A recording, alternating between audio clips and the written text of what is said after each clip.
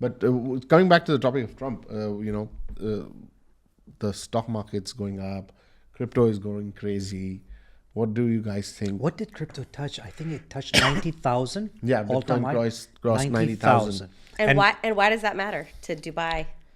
Because we are extremely crypto-friendly country. Yes. And you can literally buy your property with cryptocurrency in So Dubai. this would be the time to do it before, because it's a Yeah. fluctuating. Of course. I mean, I anticipate a lot of these people who've made money in crypto would want to now, Cash out on the cash profits. out and, book their profits in real estate. And Dubai is one of the most safest and the easiest place to do that.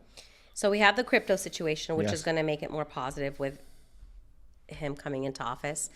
Also, with the dollar being pegged to Yes. the dirham and the power and the strength of the dollar, that's going That to is obviously also- yeah. positively affect us. And then if he continues to have the tax breaks, then there's more money and capital for people to be able to invest globally, Yes. right? And keep the corporate taxes low as well. That means you have more financial money out there to be He able did to mention come. that actually That's his corporate goal. and income tax both. So- And let's not forget the interest rate as well. Yeah, so those could be positives. On the flip side, and we have to wait and see, is in the short term we may see inflation. Now, right now it's at about 2%, I believe, Right.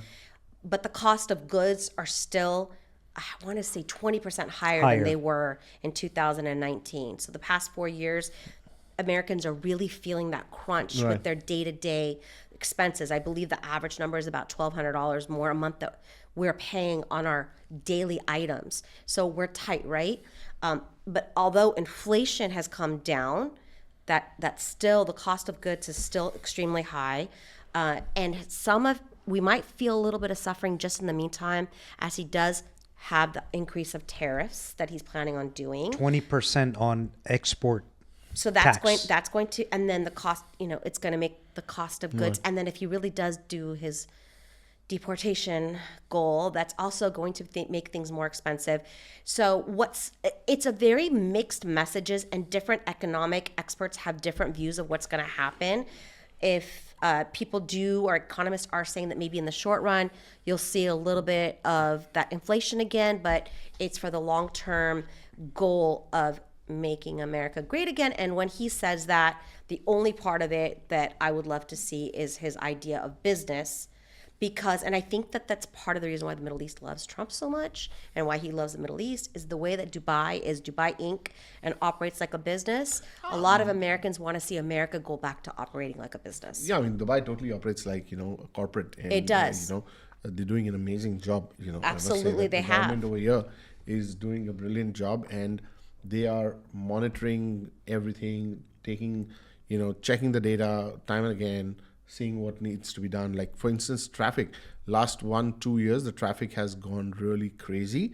But in the last 6 months, the amount of spending the government is doing on enhancing the roads and taking care of this traffic situation, I think in the next 6 to 12 months, we'll see a lot of relief coming in various places, and they're going like all out. I mean, And when you compare the infrastructure here compared to the infrastructure in the U.S., which is a mess, Yeah. the homeless situation, that's a mess. The amount of money that America has been spending outside of the Yes. United States, involved in situations it shouldn't be involved in. I think that some people are hopeful that now maybe we'll get back to taking care of more of our people, yet to be seen. The way that Dubai and the UAE really does take care of its citizens. Well, guys, you need to realize that 35% of US GDP is through its real estate. That's a huge number. And that's why if they stumble, the entire world real estate stumbles. 35% is a very large number. I was just looking at the stats the other day. Do you know the number of active listing of homes in the US currently is at what number? Guys, you will be shocked if I give you a number. It's 97 million homes wow. are on active listing for sale. 97 million from a population of, what is it, 330 million yeah. population US. Imagine, that's not a joke. But how are buyers So- going to buy it with the high interest rates well, that's the and, thing. and their economic situation? Sellers are being stubborn. They don't want to bring the prices down. Mm-hmm. The interest rates are high. They feel the prices of the homes are incredibly inflated. And no one is willing to, well, the applications for mortgages have dropped by 15% just this year. Only 26% of new Americans, new home buyers, are actually thinking about trying to buy a home this year, thanks to knowing that, okay, Trump has taken over. So it's going to be a shaky ride. I honestly feel, like you said, the first couple of months will be a smooth transaction, but as he gets deeper inside the White House, I think there will be some turbulences. There might be a price correction in the US because obviously people are not buying because the prices are way too high, they feel. So there has to be a price correction for the prices to come out. The inventory is huge. That inventory needs to come lower. And with that, there's two sides right now saying that there's a possibility that the interest rates will come down per quarter. So in 2025, by October, we might see it come to at 5.25, might.